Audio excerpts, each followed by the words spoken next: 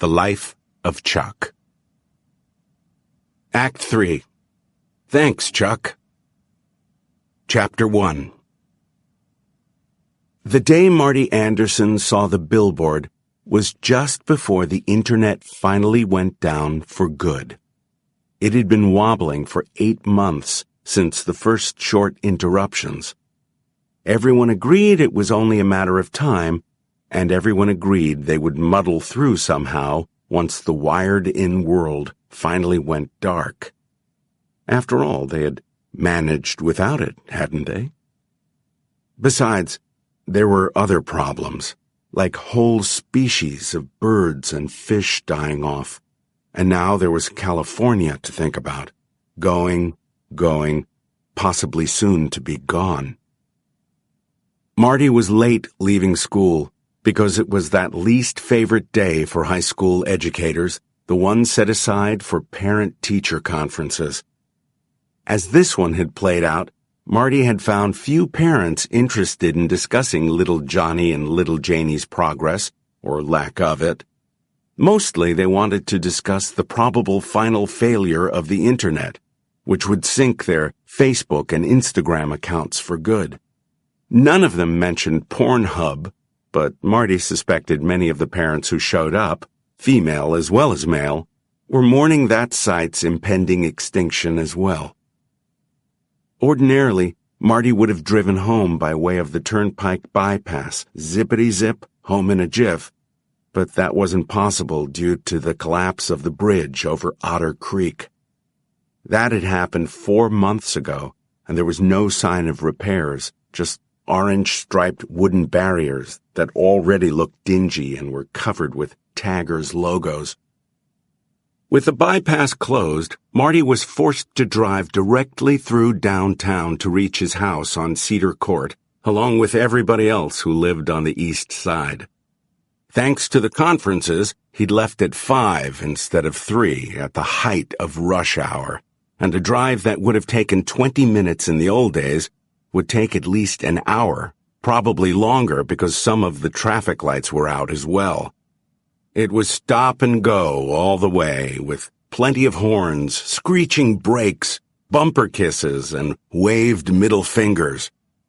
He was stopped for 10 minutes at the intersection of Main and Market, so had plenty of time to notice the billboard on top of the Midwest Trust building. Until today, it had advertised one of the airlines, Delta or Southwest, Marty couldn't remember which. This afternoon, the happy crew of arm-in-arm flight attendants had been replaced by a photograph of a moon-faced man with black-framed glasses that matched his black, neatly combed hair. He was sitting at a desk with a pen in his hand, jacketless, but with his tie carefully knotted at the collar of his white shirt. On the hand holding the pen, there was a crescent-shaped scar that had for some reason not been airbrushed out. To Marty, he looked like an accountant. He was smiling cheerfully down at the snarled twilight traffic from his perch high atop the bank building. Above his head in blue was Charles Krantz. Below his desk in red was 39 great years. Thanks, Chuck. Marty had never heard of Charles Chuck Krantz, but supposed he must have been a pretty big bug at Midwest Trust to rate a retirement photo on a spotlit billboard that had to be at least 15 feet high and 50 feet across, and the photo must be an old one, if he'd put in almost 40 years, or his hair would have been white. Or gone, Marty said, and brushed at his own thinning thatch. He took a chance at downtown's main intersection 5 minutes later, when a momentary hole opened up. He squirted his Prius through it, tensing for a collision and ignoring the shaken fist of a man who squelched to a stop only inches from T-boning him. There was another tie-up at the top of Main Street, and another close call. By the time he got home, he had forgotten all about the billboard. He drove into the garage, pushed the button that lowered the door, and then just sat for a full minute, breathing deeply and trying not to think about having to run the same gauntlet tomorrow morning. With the bypass closed, there was just no other choice. If he wanted to go to work at all, that was, and right then taking a sick day, he had plenty of them stacked up, seemed like a more attractive option. "I wouldn't be the only one," he told the empty garage. He knew this to be true. According to the New York Times, which he read on his tablet every morning if the internet was working, absenteeism was at a worldwide high. He grabbed his stack of books with one hand and his battered old briefcase with the other. It was heavy with papers that would need correcting. Thus burdened, he struggled out of the car and closed the door with his butt. The sight of his shadow on the wall doing something that looked like a funky dance move made him laugh. The sound startled him. Laughter in these difficult days was hard to come by. Then he dropped half of his books on the garage floor, which put an end to any nascent good humor. He gathered up Introduction to American Literature and 4 short novels. He was currently teaching The Red Badge of Courage to his sophomores, and went inside. He had barely managed to get everything on the kitchen counter before the phone rang. The landline, of course. There was hardly any cell coverage these days. He sometimes congratulated himself on keeping his landline when so many of his colleagues had given theirs up. Those folks were truly hung, because getting one put in this last year or so, forget about it. You'd be more likely to be using the turnpike bypass again before you got to the top of the waiting list, and even the landlines now had frequent outages. Caller ID no longer worked, but he was sure enough about who was on the other end to simply pick up the phone and say, "Yo, Felicia." "Where have you been?" his ex-wife asked him. "I've been trying to reach you for an hour."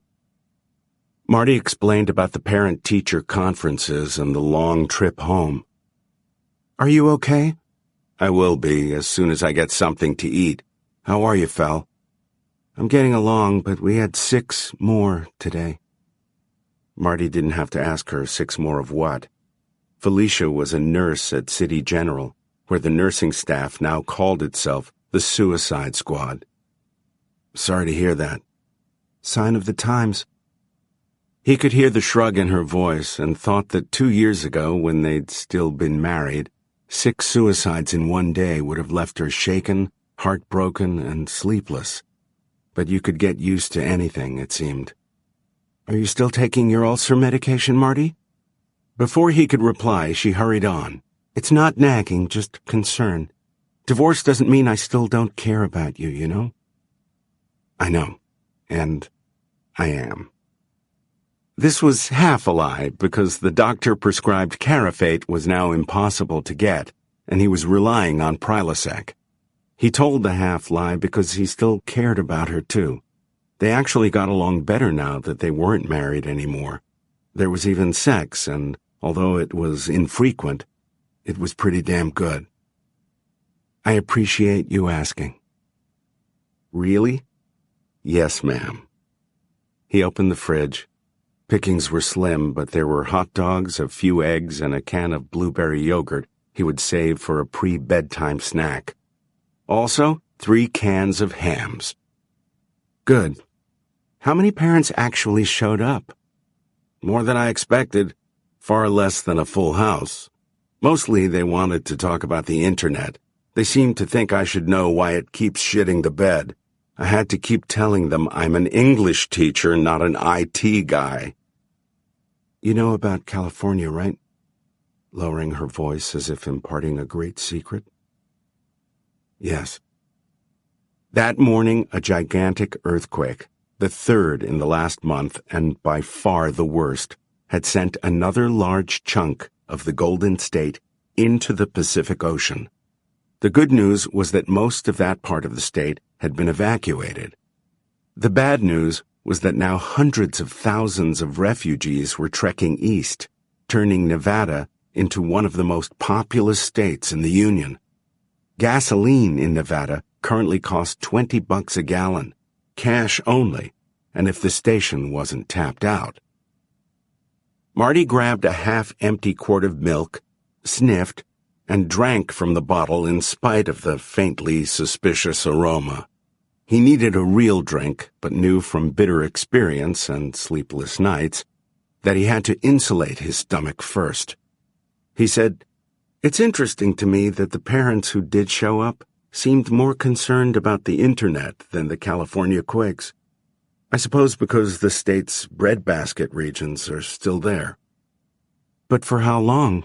I heard a scientist on NPR say that California is peeling away like old wallpaper, and another Japanese reactor got inundated this afternoon. They're saying it was shut down, all's well, but I don't think I believe that." "Cynic." "We're living in cynical times, Marty." She hesitated. "Some people think we're living in the last times. Not just the religious crazies either, not anymore. You heard that from a member in good standing of the city general suicide squad. We lost 6 today, true, but there were 18 more we dragged back, most with the help of naloxone, but—" She lowered her voice again. "Supplies of that are getting very thin. I heard the head pharmacist saying we might be completely out by the end of the month." "That sucks," Marty said, eyeing his briefcase. All those papers waiting to be processed, all those spelling errors waiting to be corrected, all those dangling subordinate clauses and vague conclusions waiting to be red-inked. Computer crutches like spell check and apps like Grammar Alert didn't seem to help. Just thinking of it made him tired. "Listen, Fel, I ought to go. I have tests to grade and essays on mending wall to correct." The thought of the stacked vapidities in those waiting essays made him feel old. "All right," Felicia said. "Just, touching base." "Roger that." Marty opened the cupboard and took down the bourbon. He would wait until she was off the phone to pour it, lest she hear the glugging and know what he was doing. Wives had intuition. Ex-wives seemed to develop high-def radar. "Could I say I love you?" she asked. "Only if I can say it right back," Marty replied, running his finger over the label on the bottle. Early Times. A very good brand, he thought, for these later times. "I love you, Marty. And I love you." A good place to end, but she was still there. "Marty?" "What, hon?" "The world is going down the drain, and all we can say is, that sucks. So maybe we're going down the drain, too." "Maybe we are," he said. "But Chuck Krantz is retiring, so I guess there's a gleam of light in the darkness." 39 great years, she responded, and it was her turn to laugh. He put the milk down. "You saw the billboard?" "No, it was an ad on the radio, that NPR show I was telling you about." "If they're running ads on NPR, it really is the end of the world," Marty said. She laughed again, and the sound made him glad. "Tell me, how does Chuck Krantz rate this kind of coverage? He looks like an accountant, and I never heard of him." "No idea. The world is full of mysteries." "No hard stuff, Marty. I know you're thinking of it. Have a beer instead." He didn't laugh as he ended the call, but he smiled. Ex-wife radar. High def. He put the Early Times back in the cupboard and grabbed a beer instead. He plopped a couple of hot dogs into water and went into his little study to see if the internet was up while he waited for the water to boil. It was, and seemed to be running at slightly better than its usual slow crawl. He went to Netflix, thinking he might rewatch an episode of Breaking Bad or The Wire while he ate his dogs. The welcome screen came up, showing selections that hadn't changed since last evening, and the stuff on Netflix used to change just about every day not so long ago. But before he could decide on which bad guy he wanted to watch, Walter White or Stringer Bell, the welcome screen disappeared. Searching appeared, and the little worry circle. "Fuck," Marty said. "Gone for the night." Then the worry circle disappeared, and the screen came back. Only it wasn't the Netflix welcome screen. It was Charles Krantz, sitting at his paper-strewn desk, smiling with his pen in his scarred hand. Charles Krantz above him. 39 great years. Thanks, Chuck. Below. "Who the fuck are you, Chucky?" Marty asked. "How do you rate?" And then, as if his breath had blown out the internet like a birthday candle, the picture disappeared and the words on the screen were, "Connection lost." It did not come back that night. Like half of California, soon to be 3/4, the internet had vanished. The first thing Marty noticed the next day as he backed his car out of the garage was the sky. How long had it been since he had seen that clear, unblemished blue? A month? 6 weeks? The clouds and the rain, sometimes a drizzle, sometimes a torrent, were almost constant now, and on days when the clouds cleared, the sky usually remained bleary from the smoke of fires in the Midwest. They had blackened most of Iowa and Nebraska, and were moving on to Kansas, driven by gale-force winds. The second thing he noticed was Gus Wilfong trudging up the street with his oversized lunchbox banging against his thigh. Gus was wearing khakis, but with a tie. He was a supervisor at the city's Public Works Department. Although it was only 7:15, he looked tired and out of sorts, as if at the end of a long day instead of just starting one. And if he was just starting one, why was he walking toward his house next door to Marty's? Also, Marty powered down his window. "Where's your car?" Gus's short laugh was humorless. "Parked on the sidewalk halfway down Main Street Hill, along with about 100 others." He blew out his breath. "Whew, I can't remember the last time I walked 3 miles, which probably says more about me than you want to know. If you're going to school, buddy, you're going to have to go all the way out Route 11 and then hook back on Route 19. 20 miles at least, and there'll be plenty of traffic there, too. You might arrive in time for lunch, but I wouldn't count on it." "What happened?" "Sinkhole opened up at the intersection of Main and Market. Man, it's huge. All the rain we've been having might have something to do with it. Lack of maintenance, probably even more. Not my department, thank God. Gotta be 20 cars at the bottom of it, maybe 30, and some of the people in those cars." He shook his head. "They ain't coming back." "Jesus," Marty said. "I was just there last evening, backed up in traffic." "Be glad you weren't there this morning. Mind if I get in with you? Sit down for a minute? I'm pooped, and Jenny will have gone back to bed. I don't want to wake her up, especially with bad news." "Sure." Gus got in the car. "This is bad, my friend." "It sucks," Marty agreed. It was what he'd said to Felicia last night. "Just gotta grin and bear it, I guess." "I'm not grinning," Gus said. "Planning to take the day off?" Gus raised his hands and brought them down on the lunchbox in his lap. "I don't know. Maybe I'll make some calls, see if someone can pick me up. But I'm not hopeful." "If you do take the day, don't plan to spend it watching Netflix or YouTube videos. Internet's down again, and I've got a feeling it might be for good this time." "I'm assuming you know about California," Gus said. "I didn't turn on the TV this morning. Slept in a bit." He paused. "Didn't want to watch it, anyway, to tell you the truth. Is there something new?" "Yeah. The rest of it went." He reconsidered.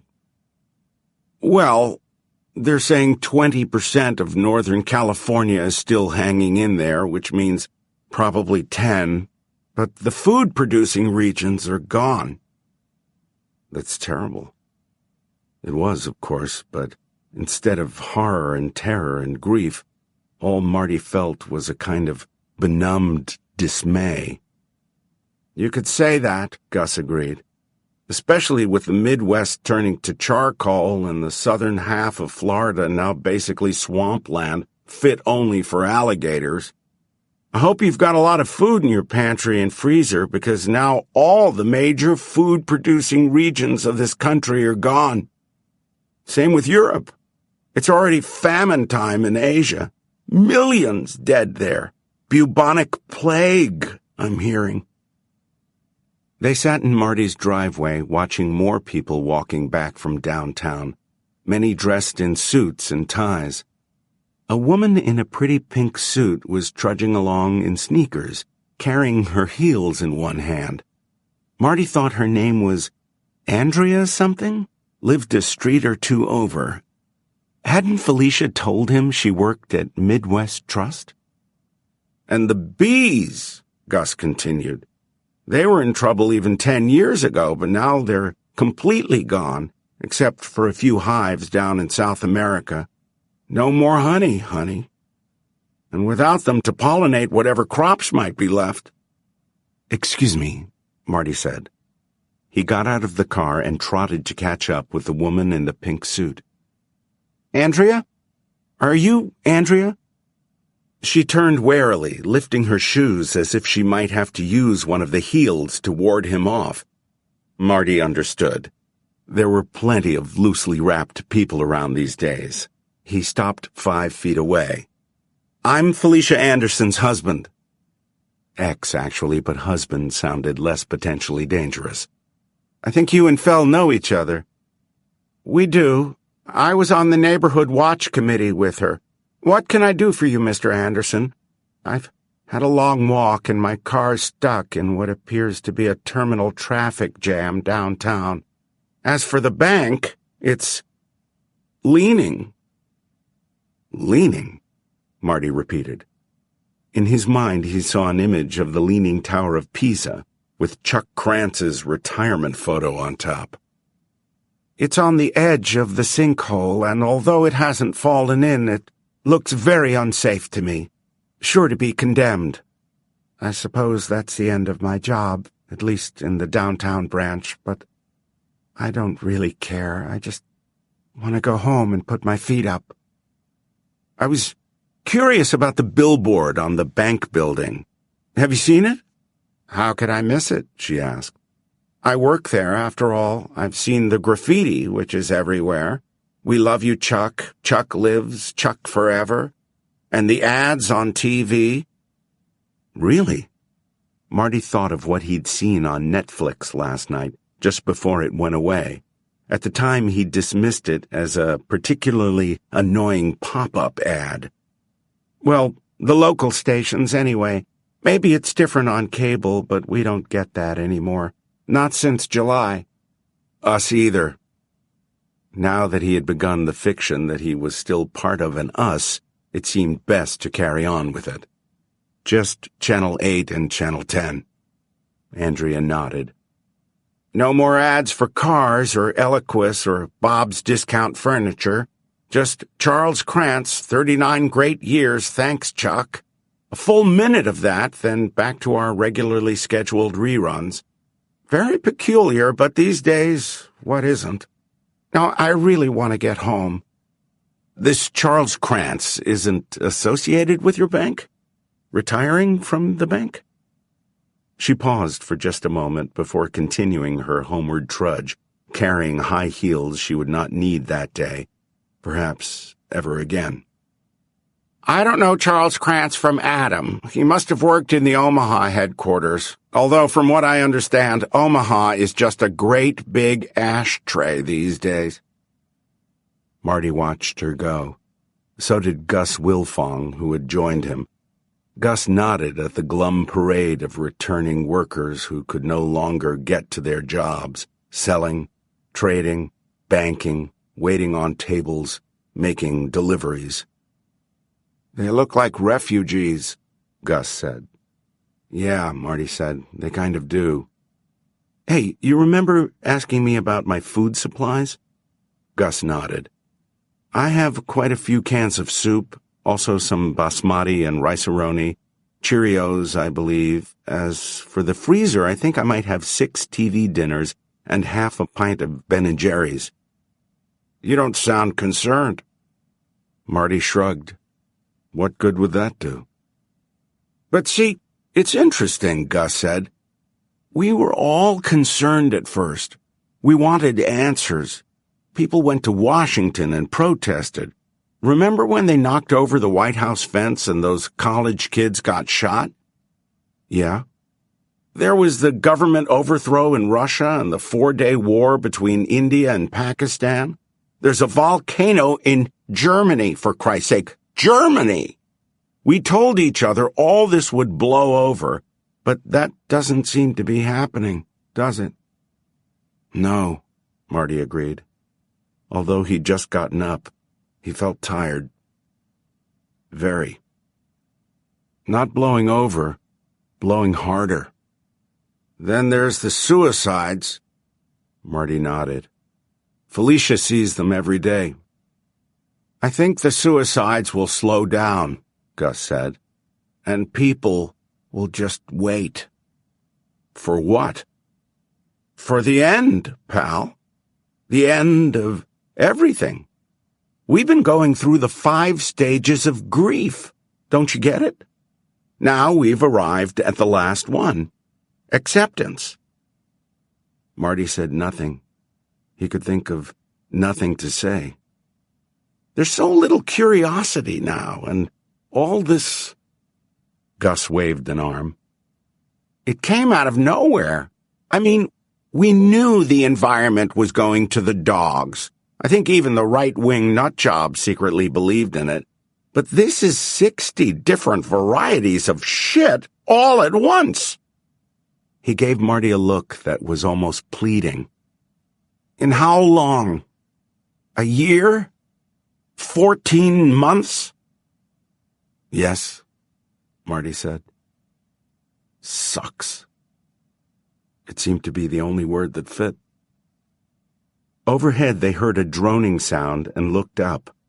The big jets flying in and out of the municipal airport were few and far between these days, but this was a small plane, bumbling along in the unusually clear sky and belching a stream of white from its tail.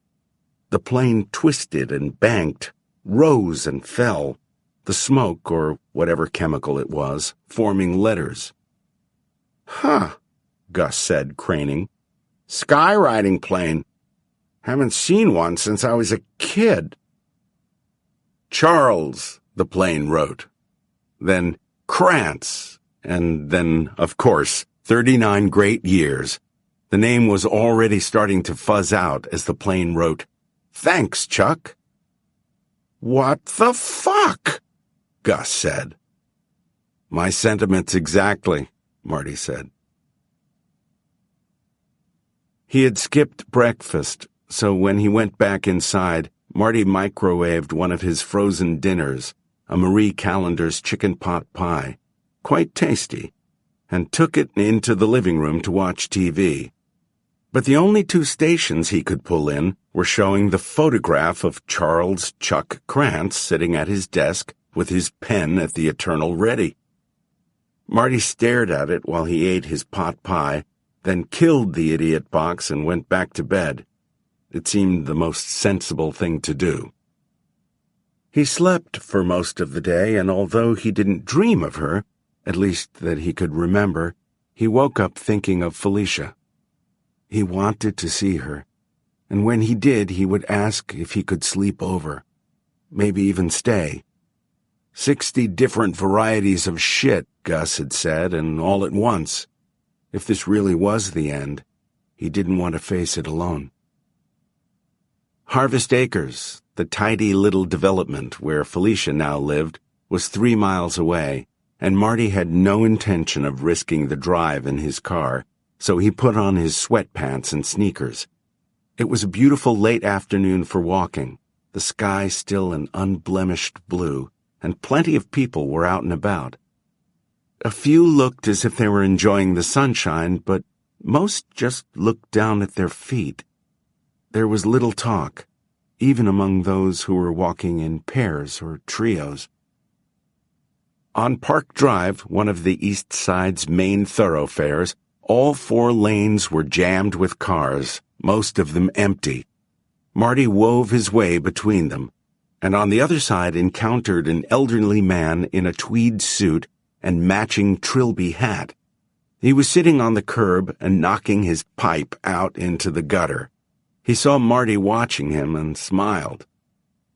"Just taking a rest," he said. "I walked downtown to look at the sinkhole and take a few pictures with my phone. Thought one of the local television stations might be interested, but they all seemed to be off the air. Except for pictures of that fellow Krantz, that is." "Yes," Marty said. "It's all Chuck all the time now." "Any idea who—" "None. I've asked 24 people at least. Nobody knows. Our man Krantz appears to be the Oz of the apocalypse." Marty laughed. "Where are you heading, sir?" "Harvest Acres. Nice little enclave off the beaten track." He reached into his jacket, produced a pouch of tobacco, and began reloading his pipe. "I'm going there myself. My ex lives there. Maybe we could walk together?" The elderly gent got up with a wince. "As long as you don't rush along." He lit his pipe, puffing away. "Arthritis. I have pills for it, but the more the arthritis sets in, the less they do." "Sucks," Marty said. "You set the pace." The old guy did. It was a slow one. His name was Samuel Yarbrough. He was owner and chief undertaker of the Yarbrough Funeral Home. "But my real interest is meteorology," he said. "Dreamed of being a television weatherman in my salad days, perhaps even on one of the networks, but they all seem to have a pash for young women with—" He put his cupped hands in front of his chest. "I keep up, though, read the journals, and I can tell you an amazing thing, if you want to hear." "Sure." They came to a bus bench. Stenciled on the back was Charles Chuck Krantz, 39 great years. Thanks, Chuck. Sam Yarbrough took a seat and patted the space next to him. Marty sat. It was downwind of Yarbrough's pipe, but that was okay. Marty liked the smell. "Do you know how people say there's 24 hours in a day?" Yarbrough asked. "And 7 days in a week. Everybody knows that, even little kids." "Well, everybody is wrong. There were 23 hours and 56 minutes in a stellar day, plus a few odd seconds." "Were?" "Correct. Based on my calculations, which I assure you I can back up, there are now 24 hours and 2 minutes in a day. Do you know what that means, Mr. Anderson?" Marty thought it over. "Are you telling me the Earth's rotation is slowing down?" "Exactly." Yarbrough took his pipe out of his mouth and gestured at the people passing them on the sidewalk. Their numbers were thinning now that afternoon had begun to edge into twilight. "I'll bet many of those folks think the multiple disasters we're facing have a single cause rooted in what we have done to the Earth's environment. It's not so. I would be the first to admit that we have treated our mother, yes, she's the mother of us all, very badly, certainly molested her, if not outright raped her, but we're puny compared to the great clock of the universe. Puny. No, whatever is happening is much larger than environmental degradation." "Maybe it's Chuck Krantz's fault," Marty said. Yarbrough looked at him in surprise, then laughed. "Back to him, huh? Chuck Krantz is retiring, and the entire population of Earth, not to mention the Earth itself, is retiring with him. Is that your thesis? Gotta blame something, Marty said, smiling. Or someone. Sam Yarbrough stood up, put a hand to the small of his back, stretched and winced. With apologies to Mr. Spock, that's illogical.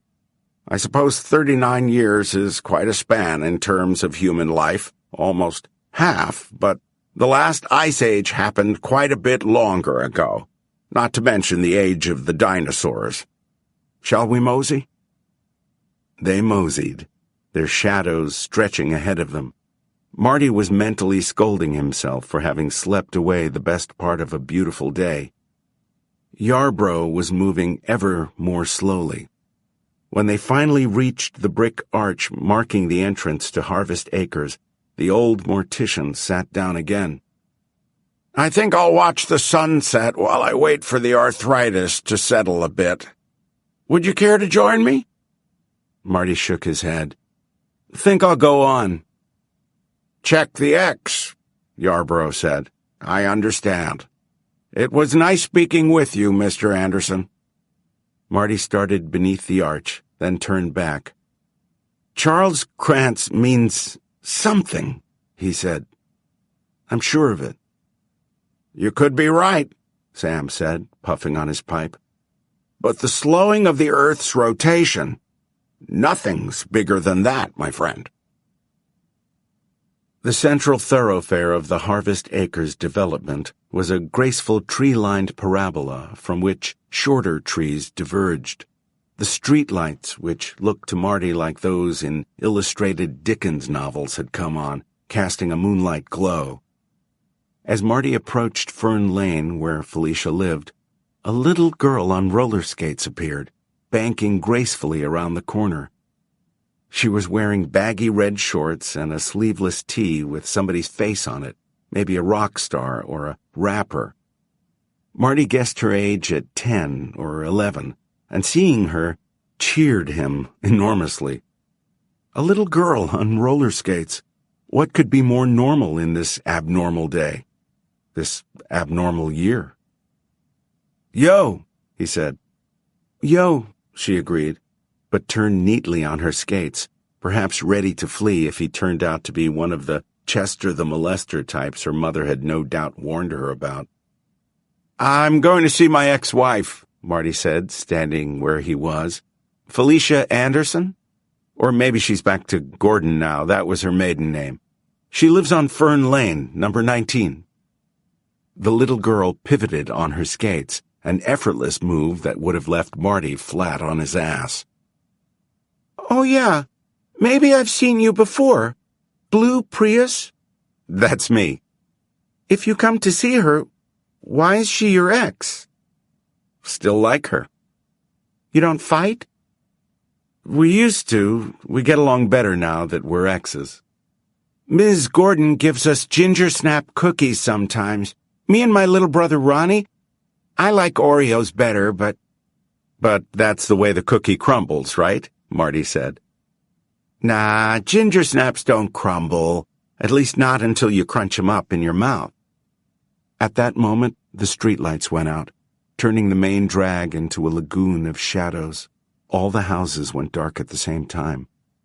There had been outages in the city before, some as long as 18 hours, but the power had always come back. Marty wasn't sure it would this time. Maybe. But he had a feeling that electricity, which he and everyone else had taken for granted all his life, might have gone the way of the internet. Booger, said the little girl. You better go home, Marty said. With no streetlights, it's too dark for skating. Mister? Is everything going to be all right? Although he had no kids of his own, he taught them for 20 years and felt that, although you should tell them the truth once they reached the age of 16, a kind-hearted lie was often the right way to go when they were as young as this girl. Sure. But look, she said and pointed. He followed her trembling finger to the house on the corner of Fern Lane. A face was appearing on the darkened bay window overlooking a small patch of lawn. It appeared in glowing white lines and shadows, like ectoplasm at a seance. Smiling moon face, black framed glasses, pen poised. Over it, Charles Krantz. Below it, 39 great years. Thanks, Chuck. It's happening to all of them, she whispered. She was right. Chuck Krantz was rising on the front windows of every house on Fern Lane. Marty turned and saw an arc of Krantz faces stretching out behind him on the main avenue. Dozens of Chucks, maybe hundreds, thousands if this phenomenon was happening all over the city. Go home, Marty said, not smiling anymore. Go home to your mom and dad, Poppet. Do it right now. She skated away, her skates rumbling on the sidewalk and her hair flying out behind her. He could see the red shorts, then she was lost in the thickening shadows. Marty walked quickly in the direction she had gone, observed by the smiling face of Charles Chuck Krantz in every window. Chuck in his white shirt and dark tie. It was like being watched by a horde of ghost clones. Marty was glad there was no moon. What if Chuck's face had appeared there? How would he deal with that? He gave up walking at number 13. He ran the rest of the way to Felicia's little 2-room bungalow, pounded up the front walk and knocked on the door. He waited, suddenly sure she was still at the hospital, maybe working a double. But then he heard her footsteps. The door opened, she was holding a candle. It underlit her frightened face. Marty, thank God. Do you see them? Yes.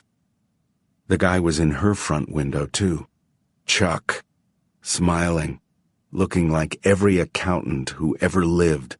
A man who wouldn't say boo to a goose. They just started showing up. I know. I saw. Is it just here?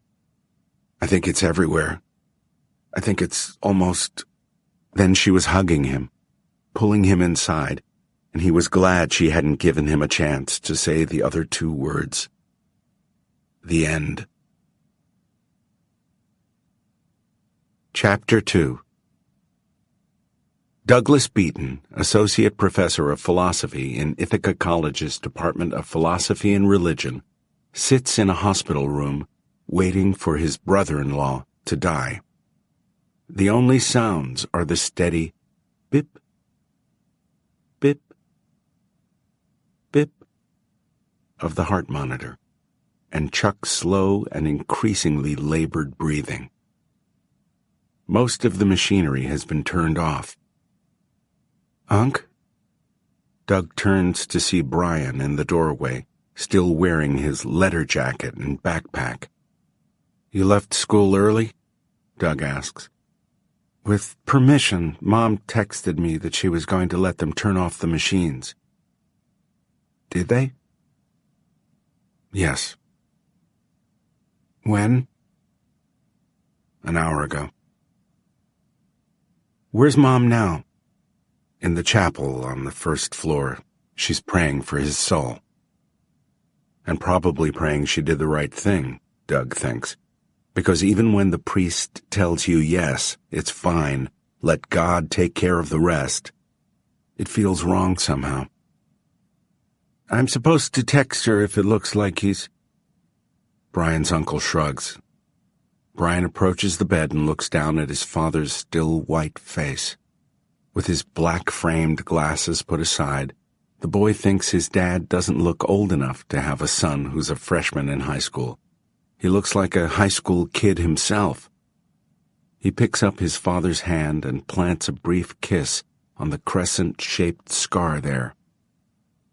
Guys as young as him aren't supposed to die, Brian says. He speaks softly, as if his father can hear. Jesus, Uncle Doug, he just turned 39 last winter. Come sit down, Doug says, and pats the empty chair next to him. That's Mom's seat. When she comes back, you can give it to her. Brian shucks his backpack and sits down. How long do you think it will be? The doctor said he could go any time, before tomorrow, almost certainly. You know the machines were helping him breathe, right? And there were IVs to feed him. He's not in any pain. That part is over. Glioblastoma, Brian says bitterly. When he turns to his uncle, he's crying. Why would God take my dad, Uncle Doug? Explain it to me. I can't. God's ways are a mystery. Well, fuck the mystery, the boy says. Mysteries should stay in storybooks, where they belong. Uncle Doug nods and puts an arm around Brian's shoulders. I know it's hard, kiddo. It's hard for me, too, but it's all I got. Life's a mystery. So is death. They fall silent, listening to the steady bip, bip, bip, and the rasp as Charles Krantz, Chuck to his wife and his wife's brother and his friends, takes one slow breath after another, his body's last interactions with the world, each inhale and exhale managed like the beat of his heart by a failing brain where a few operations still continue. The man who spent his working life in the accounting department of the Midwest Trust is now doing his final tallies. Small income, large disbursements. Banks are supposed to be heartless, but they really loved him there, Brian says. They sent a ton of flowers. The nurses put them in that solarium thing because he's not supposed to have flowers. What did they think? That it was going to kick off an allergy attack or something? He loved working there, Doug says. It wasn't a big deal in the grand scheme of things, I suppose. He was never going to win a Nobel Prize or get a Medal of Freedom from the president, but he did love it. Dancing, too, Brian says. He loved dancing. He was good. So was Mom. They could really cut a rug, she used to say. But she also said he was better. Doug laughs. Used to call himself the poor man's Fred Astaire. And model trains when he was a boy. His Zadie had a set. You know, his granddad. Yeah, Brian says. I know about his Zadie. He had a good life, Brian. Not enough of it, Brian says. He'll never get to take the train across Canada like he wanted to. Or visit Australia. He wanted that too. He's never going to see me graduate high school. He's never going to have a retirement party where people make funny speeches and give him a gold. He wiped his eyes on the sleeve of his jacket. A gold watch. Doug squeezes his nephew's shoulders. Brian speaks, looking down at his clasped hands. I want to believe in God, Unc, and I sort of do, but I don't understand why it has to be this way. Why God would let it be this way. It's a mystery? You're the hotshot philosophy guy, and that's the best you can do? Yes, because death brings philosophy to ruin, Doug thinks. You know what they say, Brian? Death takes the best of us, and death takes the rest of us. Brian tries to smile.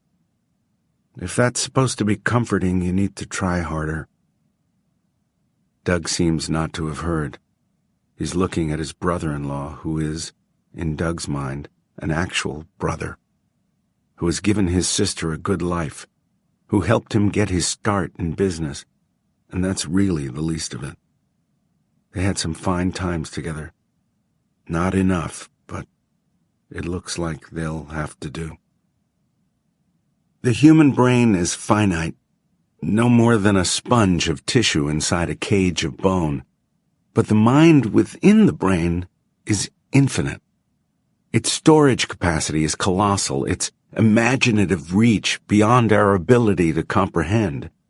I think when a man or woman dies, A whole world falls to ruin. The world that person knew and believed in. Think of that, kiddo. Billions of people on Earth, and each one of those billions with a world inside. The Earth their minds have conceived. And now my dad's world is dying? But not ours, Doug says and gives his nephew another squeeze.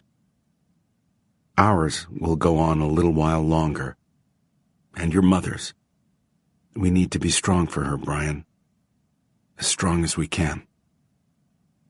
They fall silent, looking at the dying man in the hospital bed, listening to the bip, bip, bip of the monitor and the slow breaths Chuck Krantz inhales and exhales. Once it stops. His chest remains flat. Brian tenses. Then it rises again with another of those agonal rasps. Text Mom, Brian says. Right now. Doug already has his phone out. Way ahead of you. And types, Better come, sis. Brian is here. I think Chuck is near the end. Chapter 3. Marty and Felicia went out on the back lawn. They sat in chairs they carried down from the patio. The power was out all over the city now, and the stars were very bright. Brighter than Marty had ever seen them since he was a boy growing up in Nebraska.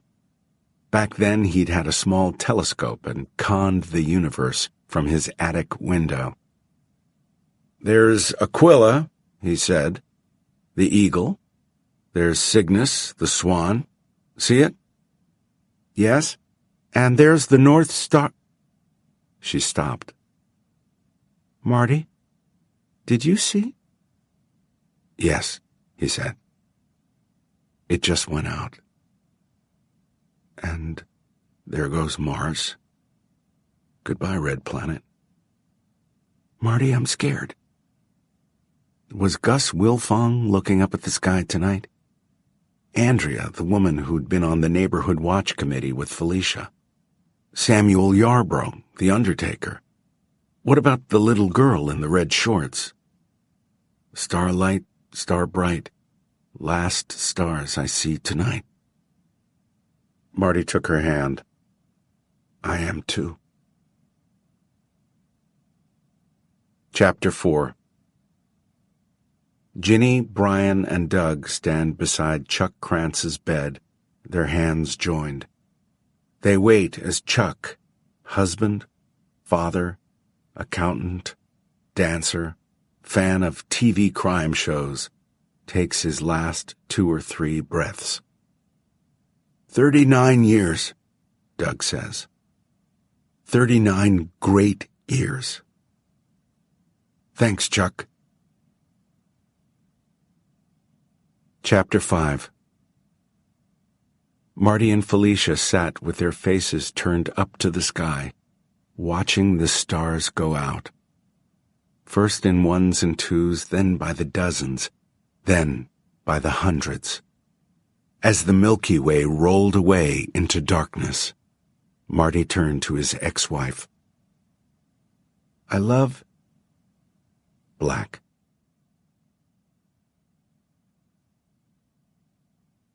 Act 2. Buskers. With the help of his friend Mac, who has an old van, Jared Frank sets up his drum kit in his favored spot on Boylston Street between Walgreens and the Apple Store. He has a good feeling about today. It's Thursday afternoon, the weather is fucking gorgeous, and the streets are thronged with people looking forward to the weekend, which is always better than the weekend itself. For Thursday afternoon people, that anticipation is pure. Friday afternoon people have to put anticipation aside and get to work having fun. All good? Mac asks him. Yes, thanks. My 10% is all the thanks I want, bro. Mac heads out, probably to the comic store, maybe to Barnes & Noble, then to the Common to read whatever he's bought. A big reader is Mac. Jared will call him when it's time to pack up. Mac will bring his van. Jared puts down a battered top hat, scuffed velvet, tattered silk grosgrain band he bought for 75 cents in a second-hand shop in Cambridge, then places the sign in front of it that reads, "This is a magic hat. Give freely and your contribution will double." He drops in a couple of dollar bills to give people the right idea. The weather is warm for early October, which allows him to dress as he likes for his Boylston gigs. Sleeveless tee with Frankly drums on the front, khaki shorts, ratty Converse high tops without socks. But even on chilly days, he usually shucks his coat if he's wearing one, because when you find the beat, you feel the heat. Jared unfolds his stool and gives a preparatory paradiddle across the drumheads. A few people glance at him, but most simply sweep on by, lost in their talk of friends, dinner plans, where to get a drink, and the day gone by to the mystery dump where spent days go. Meanwhile, it's a long time until 8 o'clock, which is when a BPD car usually slides over to the curb with a cop leaning out the passenger window to tell him it's time to pack it up. Then he'll call Mac. For now, there's money to be made. He sets up his hi-hat and crash cymbal, then adds the cowbell, because it feels like a cowbell kind of day. Jared and Mac work part-time at Dr. Records on Newbury Street, but on a good day, Jared can make almost as much busking, and busk drumming on sunny Boylston Street is certainly better than the patchouli atmosphere of the docks and long conversations with the record nerds looking for Dave Van Ronk on Folkways or dead rarities on Paisley vinyl. Jared always wants to ask them where they were when Tower Records was going under. He's a dropout from Juilliard, which he calls, with apologies to Kay Kaiser, the College of Musical Knowledge. He lasted 3 semesters, but in the end, it wasn't for him. They wanted you to think about what you were doing. And as far as Jared is concerned, the beat is your friend and thinking is the enemy. He sits in on the occasional gig, but bands don't interest him much. Although he never says it, okay, maybe once or twice while drunk. He thinks maybe music itself is the enemy. He rarely thinks about these issues once he's in the groove. Once he's in the groove, music is a ghost. Only the drums matter then. The beat. He starts warming up, going easy at first. Slow tempo. No cowbell, no tom, and no rim shots. Not minding that Magic Hat stays empty except for his 2 crumpled dollars and a quarter flipped in contemptuously by a kid on a skateboard. There is time. There is a way in. Like anticipating the joys of an autumn weekend in Boston, finding the inn is half the fun. Maybe even most of it. Janice Holliday is on her way home from 7 hours at Paper and Page, trudging down Boylston with her head lowered and her purse clasped close. She may walk all the way to Fenway before she starts looking for the nearest T station, because right now, walking is what she wants. Her boyfriend of 16 months just broke up with her, dumped her, not to put too fine a point on it, kicked her to the curb. He did it the modern way, by text. We are just not right for each other. Sad face emoji. Then, you will always be in my heart. Heart emoji. Then, friends forever, okay? Smiley face emoji. Not right for each other probably means he met someone and will spend the weekend with her picking apples in New Hampshire and later on fucking in some B&B. He won't see Janice tonight or ever in the smart pink blouse and red wrap skirt she's wearing unless she texts him a photo with a message reading, "This is what you are missing, you pile of poop emoji." It was totally unexpected, That's what set her back on her heels, like having a door slammed in your face just as you were getting ready to walk through it. The weekend, which seemed full of possibility this morning, now looks to her like the entrance to a hollow, slowly turning barrel into which she must crawl.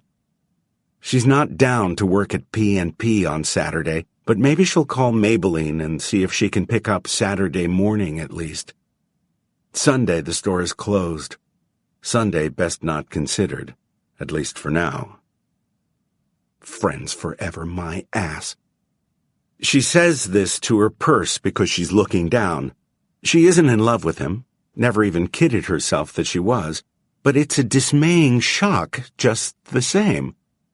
He was a nice guy, at least she thought so, a pretty good lover and fun to be with, as they say. Now she's 22 and dumped, and it sucks. She supposes she'll have some wine when she gets home, and cry. Crying might be good, therapeutic. Maybe she'll cue up one of her big band playlists and dance around the room. Dancing with myself, as the Billy Idol song says. She loved to dance in high school, and those Friday night dances were happy times. Maybe she can recapture a little of that happiness. No, she thinks, those tunes and those memories will just make you cry more. High school was a long time ago. This is the real world, where guys break up with you without warning. Up ahead a couple of blocks, she hears drumming. Charles Krantz, Chuck, to his friends, makes his way along Boylston Street, dressed in the armor of accountancy. Gray suit, white shirt, blue tie. His black Samuel Windsor shoes are inexpensive but sturdy. His briefcase swings by his side. He takes no notice of the chattering after-work throngs eddying around him. He's in Boston attending a week-long conference titled Banking in the 21st Century. He has been sent by his bank, Midwest Trust, all expenses paid. Very nice, not least because he's never visited Beantown before. The conference is being held at a hotel that is perfect for accountants, clean and fairly cheap. Chuck has enjoyed the speakers and the panels. He was on one panel and is scheduled to be on another before the conference ends at noon tomorrow, but had no wish to spend his off-duty hours in the company of 70 other accountants. He speaks their language, but likes to think he speaks others as well. At least he did, although some of the vocabulary is now lost. Now his sensible Samuel Windsor Oxfords are taking him for an afternoon walk. Not very exciting, but quite pleasant. Quite pleasant is enough these days. His life is narrower than the one he once hoped for, but he's made his peace with that. He understands that narrowing is the natural order of things. There comes a time when you realize you're never going to be the President of the United States and settle for being President of the JCs instead. And there's a bright side. He has a wife to whom he is scrupulously faithful, and an intelligent, good-humored son in middle school. He also has only 9 months to live, although he doesn't know it yet. The seeds of his end, the place where life narrows to a final point, are planted deep, where no surgeon's knife will ever go, and they have lately begun to awaken. Soon they will bear black fruit. To those passing him, the college girls in their colorful skirts, the college boys with their Red Sox caps turned around, the impeccably dressed Asian Americans from Chinatown, the matrons with their shopping bags, the Vietnam vet holding out a huge ceramic cup with an American flag and the motto, "These colors don't run," on its side. Chuck Krantz must surely look like white America personified, buttoned up and tucked in and all about chasing the dollar. He is those things, yes, the industrious ant trundling its preordained path through flocks of pleasure-seeking grasshoppers, but he's other things as well. Or was. He's thinking about the little sister. Was her name Rachel or Regina? Reba? Renee? He can't remember for sure, only that she was the lead guitarist's little sister. During his junior year in high school, long before he became an industrious ant working in that hill known as Midwest Trust, Chuck was the lead singer in a band called the Retros. They called themselves that because they played a lot of stuff from the 60s and 70s, heavy on British groups like the Stones and the Searchers and the Clash, because most of those tunes were simple. They steered clear of the Beatles, where the songs were full of weird chords like modified sevenths. Chuck got to be the lead singer for 2 reasons. Although he couldn't play an instrument, he could carry a tune, and his grandpa had an old SUV which he allowed Chuck to drive to gigs, as long as they weren't too far. The Retros were bad to start with, and only mediocre when they broke up at the end of junior year. But they had, as the rhythm guitarist's father once put it, made that quantum leap to palatability. And really, it was hard to do too much damage when you were playing stuff like Bits and Pieces, Dave Clark 5, and Rockaway Beach, Ramones. Chuck's tenor voice was pleasing enough in an unremarkable way, and he wasn't afraid to scream or go falsetto when the occasion called for it. But what he really liked were the instrumental breaks, because then he could dance and strut his way across the stage like Jagger, sometimes wagging the mic stand between his legs in a way he considered suggestive. He could also moonwalk, which always drew applause. The Retros were a garage band that sometimes practiced in an actual garage and sometimes in the lead guitarist's downstairs rec room. On those latter occasions, the lead's little sister, Ruth? Reagan? Usually came diddy-bopping down the stairs in her Bermuda shorts.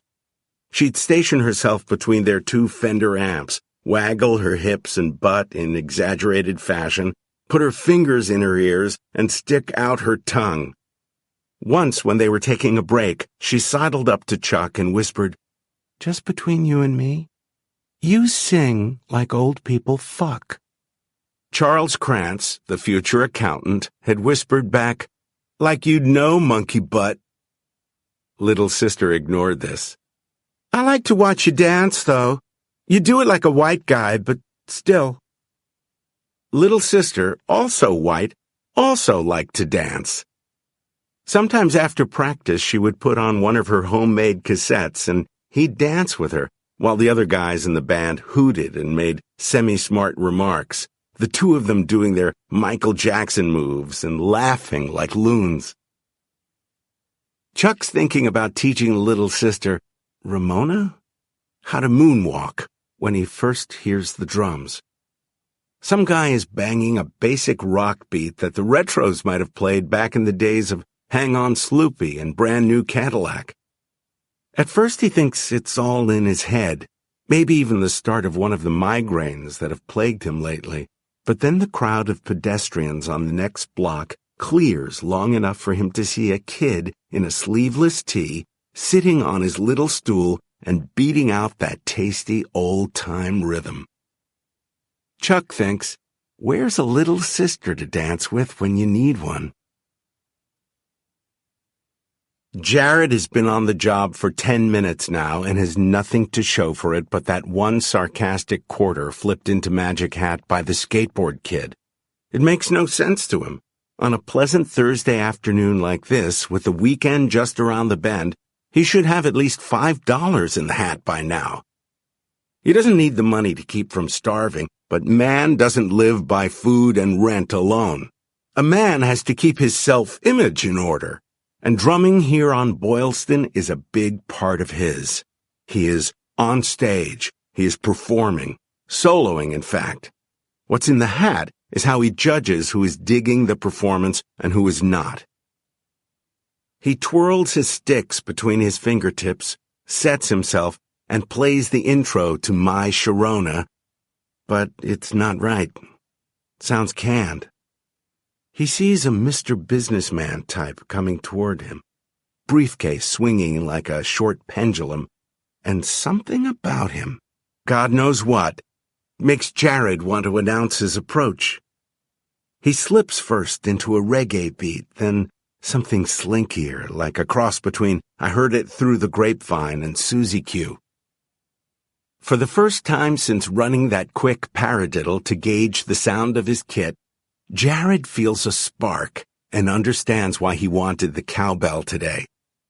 He begins to whack it on the offbeat, and what he's drumming morphs into something like that old joint by the Champs, Tequila. It's pretty cool. The groove has arrived, and the groove is a road you want to follow. He could speed the beat up, get some tom in there, but he's watching Mr. Businessman, and that seems wrong for this dude. Jared has no idea why Mr. Businessman has become the groove's focal point and doesn't care. Sometimes it just happens that way. The groove turns into a story. He imagines Mr. Businessman on vacation in one of those places where you get a little pink umbrella in your drink. Maybe he's with his wife, or maybe it's his personal assistant, an ash blonde in a turquoise bikini. And this is what they're hearing. This is the drummer warming up for the night's gig before the tiki torches are lit. He believes Mr. Businessman will just go past on his way to his Mr. Businessman hotel. The chances that he'll feed Magic Hat hovering somewhere between slim and none. When he's gone, Jared will switch to something else, give the cowbell a rest. But for now, this beat is the right one. But instead of floating on by, Mr. Businessman stops. He's smiling. Jared gives him a grin and nods to the top hat on the pavement, never missing a beat. Mr. Businessman doesn't seem to notice him, and he doesn't feed the hat. He drops his briefcase between his black Mr. Businessman shoes instead, and begins moving his hips side to side with the beat. Just hips. Everything else stays still. His face is poker. He seems to be looking at a spot directly over Jared's head. "Go, man!" a young man remarks, and chinks some coins into the hat. For the gently jiving Mr. Businessman, not the beat. But that's okay. Jared begins working the hi-hat in quick, tender strokes, teasing it, almost caressing it. With his other hand, he begins knocking the cowbell on the offbeat, using the kick pedal to add a little bottom. It's nice. The guy in the gray suit looks like a banker, but that hip sway is something else. He raises a hand and begins ticking his forefinger to the beat. On the back of the hand is a small crescent-shaped scar. Chuck hears the beat change, becoming a little more exotic, and for a moment he almost comes back to himself and walks away. Then he thinks, fuck it, no law against dancing a little on the sidewalk. He steps back from his briefcase so he won't trip, then puts his hands on his moving hips and does a jivey clockwise turn like an about-face. It's how he used to do it back in the day when the band was playing Satisfaction or Walking the Dog. Someone laughs, someone else applauds, and he goes back the other way with the tail of his coat flying. He's thinking about dancing with Little Sister. Little Sister was a booger with a dirty mouth, but she could sure get down on it. Chuck himself hasn't got down on it, that mystical, satisfying it, in years, but every move feels perfect. He lifts one leg and spins on the other heel. Then he clasps his hands behind his back like a schoolboy called on to recite, and moonwalks in place on the pavement in front of his briefcase. The drummer goes, "Yow, Daddy!" in surprise and delight. He picks up the pace, now going from the cowbell to the floor tom with his left hand, working the kick pedal, never losing the metallic sighing from the hi-hat. People are gathering. Money is pouring into Magic Hat, paper as well as metal. Something is happening here. Two young men in matching berets and Rainbow Coalition tees are at the front of the little crowd. One of them tosses what looks like a 5 into the hat and yells, "Go, man, go!" Chuck doesn't need the encouragement. He's into it now. Banking in the 21st century has slipped his mind. He frees the button on his suit coat, brushes the coat behind him with the backs of his hands, hooks his thumbs into his belt like a gunslinger, and does a modified split, out and back. He follows with a quick step and turn. The drummer is laughing and nodding. "You the cheese," he says. "You the cheese, Daddy." The crowd is growing. The hat is filling. Chuck's heart isn't just beating in his chest, but thrumming. Good way to have a heart attack, but he doesn't care. If his wife saw him doing this, she'd shit a brick, and he doesn't care. His son would be embarrassed, but his son isn't here. He puts his right shoe on his left calf, spins again, and when he comes back front and center, he sees a pretty young woman standing next to the beret guys. She's wearing a filmy pink blouse and a red wrap skirt. She's staring at him with wide, fascinated eyes. Chuck holds his hands out to her, smiling, snapping his fingers. "Come on," he says. "Come on, little sister. Dance." Jared doesn't think she will. She looks like the shy type, but she walks slowly toward the man in the gray suit. Maybe Magic Hat really is magic. "Dance," one of the beret guys says, and others pick it up, clapping along with the beat Jared is laying down. "Dance, dance, dance!" Janice breaks into a what-the-hell smile, tosses her purse down beside Chuck's briefcase, and takes his hands. Jared drops what he's been doing and turns into Charlie Watts, hammering like a soldier. Mr. Businessman twirls the girl, puts a hand on her trim waist, draws her to him, and quick-steps her past the drum kit, almost to the corner of the Walgreens building. Janice pulls away, waving her finger in a naughty, naughty gesture, then comes back and grasps both of Chuck's hands. As if they had practiced this 100 times, he does another modified split, and she shoots between his legs, a daring move that opens the wrap skirt to the top of one pretty thigh. There are a few gasps as she props herself on one tented hand and then springs back up. She's laughing. "No more," Chuck says, patting his chest. "I can't." She springs to him and puts her hands on his shoulders, and he can, after all.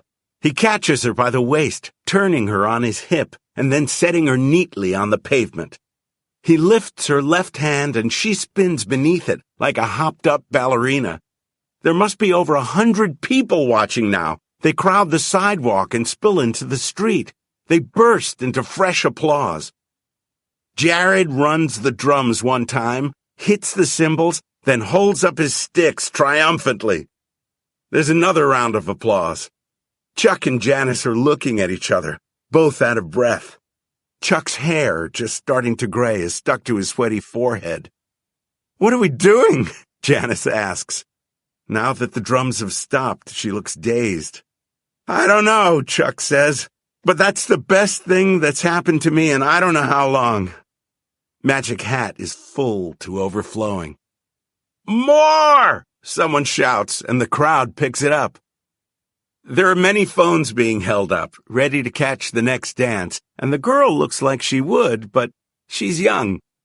Chuck is danced out. He looks at the drummer and shakes his head. The drummer gives him a nod to show he understands. Chuck is wondering how many people were quick enough to video that first dance and what his wife will think if she sees it, or his son. And suppose it goes viral. Unlikely, but if it does, if it gets back to the bank, what will they think when they see the man they sent to a conference in Boston shaking his booty on Boylston Street with a woman young enough to be his daughter, or somebody's little sister? Just what did he think he was doing? "No more, folks," the drummer calls. "We gotta quit while we're ahead." "And I need to get home," the girl says. "Not yet," says the drummer. "Please?" 20 minutes later, they're sitting on a bench facing the duck pond in Boston Common. Jared called Mac. Chuck and Janice helped Jared pack up his kit and load it in the back of the van. A few people hung out, congratulating them, offering high fives, adding a few more bucks to the overflowing hat. When they're rolling, Chuck and Janice sitting side by side in the back seat, their feet planted among stacks of comic books, Mac says they'll never find parking next to the common. "We will today," Jared says. "Today is magic." And they do, right across from the Four Seasons. Jared counts the cash. Somebody has actually tossed in a 50, maybe the beret guy mistaking it for a 5. There's over $400 in all. Jared has never had such a day, never expected to. He sets aside Mac's 10%. Mac is currently standing at the edge of the pond, feeding the ducks from a package of peanut butter crackers he happened to have in his pocket, then begins to divvy up the rest. "Oh no," Janice says when she understands what he's doing. "That's yours." Jared shakes his head. "Nope, we split even. By myself, I wouldn't have made half this much, even if I drummed until midnight." Not that the cops would ever allow such a thing. "Sometimes I clear $30, and that's on a good day." Chuck has the beginnings of one of his headaches and knows it's apt to be bad by 9 o'clock, but the young man's earnestness makes him laugh just the same. "All right, I don't need it, but I guess I earned it." He reaches out and pats Janice's cheek, just as he sometimes used to pat the cheek of the lead singer's potty-mouthed little sister. "So did you, young lady." "Where did you learn to dance like that?" Jared asks Chuck. "Well, there was an extracurricular called Twirlers and Spinners back in middle school, but it was my grandma who showed me the best moves." "You?" he asks Janice. "Pretty much the same," she says, and blushes. "High school dances." "Where did you learn to drum?" "Self-taught, like you," he says to Chuck. "You were great by yourself, man, but the chick added a whole extra dimension. We could do this for a living, you know it? I really think we could busk our way to fame and fortune." For a mad moment, Chuck actually considers it, and sees the girl is, too. Not in a serious way, but in the way you daydream of an alternate life. One where you play pro baseball or climb Mount Everest or duet with Bruce Springsteen at a stadium concert. Then Chuck laughs some more and shakes his head. As the girl tucks her third of the take into her purse, she is also laughing. "It was really all you," Jared says to Chuck. "What made you stop in front of me? And what made you start moving?" Chuck thinks that over, then shrugs. He could say it was because he was thinking about that old half-assed band, the Retros, and how he liked to dance across the stage during the instrumental breaks, showing off, swinging that mic stand between his legs. But that's not it. And really, had he ever danced with such elan and freedom even back then, when he had been a teenager, young and limber, with no headaches and nothing to lose? "It was magic," Janice says. She giggles. She didn't expect to hear that sound coming from her today. Crying, yes. Giggling? No. "Like your hat." Mac comes back. "Jar, we gotta roll or you're gonna end up spending your take paying for my parking ticket." Jared stands up. "Sure you don't want to change career streams, you two? We could busk this town from Beacon Hill to Roxbury, make a name for ourselves." "I've got a conference to attend tomorrow," Chuck says. "On Saturday I'm flying home. I've got a wife and son waiting for me." "And I can't do it by myself," Janice says, smiling.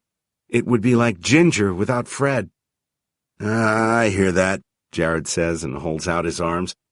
"But you have to get in here before you go. Group hug." They join him.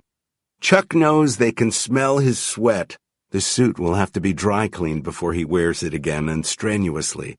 And he can smell theirs. It's all right. He thinks the girl nailed it when she used the word magic. Sometimes there is such a thing.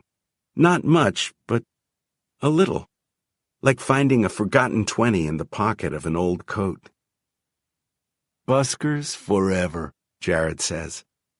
Chuck Krantz and Janice Holliday repeat it. "Buskers forever," Max says. "Great. Now let's get out of here before a meter maid shows up, Jer." Chuck tells Janice he's headed to the Boston Hotel, past the Prudential Center if she's going that way. Janice was. The plan had been to walk all the way to Fenway, brooding about her ex-boyfriend and muttering doleful shit to her purse. But she's changed her mind. She says she'll take the T from Arlington Street. He walks her there, the two of them cutting across the park. At the head of the stairs, she turns to him and says, "Thank you for the dance." Act 1. I Contain Multitudes. Chapter 1. Chuck was looking forward to having a baby sister. His mother promised he could hold her if he was very careful. Of course, he was also looking forward to having parents, but none of that worked out thanks to an icy patch on an I-95 overpass.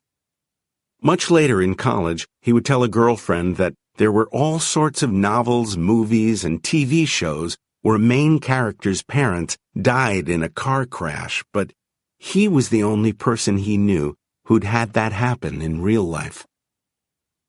The girlfriend thought this over, then rendered her verdict. "I'm sure it happens all the time, although partners can also be taken in house fires, tornadoes, hurricanes, earthquakes, and avalanches while on ski vacations, to name only a few of the possibilities. And what makes you think you're a main character in anything but your own mind?" She was a poet and sort of a nihilist. The relationship only lasted a semester. Chuck wasn't in the car when it went flying upside down from the turnpike overpass because his parents were having a dinner date, and he was being babysat by his grandparents, who at the time he was still calling Zadie and Bubby. This mostly ended in the 3rd grade when kids made fun of him, and he reverted to the more all-American Grandma and Grandpa. Albie and Sarah Krantz lived just a mile down the road, and it was natural enough for them to raise him after the accident, when he became what he first believed to be an orphan. He was 7. For a year, maybe a year and a half, that was a house of unadulterated sadness. The Krantzes had not only lost their son and daughter-in-law, they had lost the granddaughter who would have been born just 3 months later.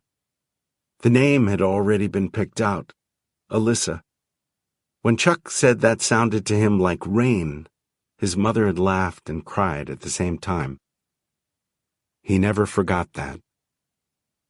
He knew his other grandparents, of course. There were visits every summer, but they were basically strangers to him. They called a lot after he became an orphan. Your basic "how are you doing, how's school" calls, and the summer visits continued. Sarah, a.k.a. Bubby, a.k.a. Grandma, took him on the plane. But his mother's parents remained strangers, living in the foreign land of Omaha. They sent him presents on his birthday and at Christmas, the latter especially nice since Grandma and Grandpa didn't do Christmas.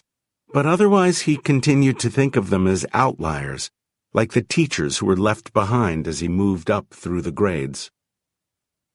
Chuck began to slip his metaphorical mourning garments first, necessarily pulling his grandparents, old, yeah, but not ancient, out of their own grief.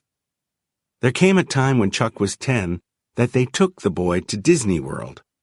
They had adjoining rooms at the Swan Resort. The door between the rooms kept open at night, and Chuck only heard his grandma crying once. Mostly they had fun. Some of that good feeling came back home with them. Chuck sometimes heard Grandma humming in the kitchen or singing along with the radio. There had been lots of take-out meals after the accident and whole recyclable bins full of Grandpa's Budweiser bottles. But in the year after Disney World, Grandma began cooking again. Good meals that put weight on a formerly skinny boy. She liked rock and roll while she was cooking. Music, Chuck would have thought, much too young for her, but which she clearly enjoyed. If Chuck wandered into the kitchen looking for a cookie or maybe hoping to make a brown sugar roll-up with a slice of Wonder Bread, Grandma was apt to hold out her hands to him and start snapping her fingers. "Dance with me, Henry," she'd say. His name was Chuck, not Henry, but he usually took her up on it. She taught him jitterbug steps and a couple of crossover moves. She told him there were more, but her back was too creaky to attempt them. "I can show you, though," she said, and one Saturday brought back a stack of videotapes from the Blockbuster store. There was Swing Time with Fred Astaire and Ginger Rogers, West Side Story, and Chuck's favorite, Singin' in the Rain, where Gene Kelly danced with a lamppost. "You could learn those moves," she said. "You're a natural, kiddo." He asked her once, when they were drinking iced tea after an especially strenuous go to Jackie Wilson's Higher and Higher, what she had been like in high school. "I was a kusit," she said. "But don't tell your Zadie I said that. He's old school, that one." Chuck never told, and he never went in the cupola. Not then. He asked about it, of course, and more than once. What was up there, what you could see from the high window, why the room was locked. Grandma said it was because the floor wasn't safe and he might go right through it.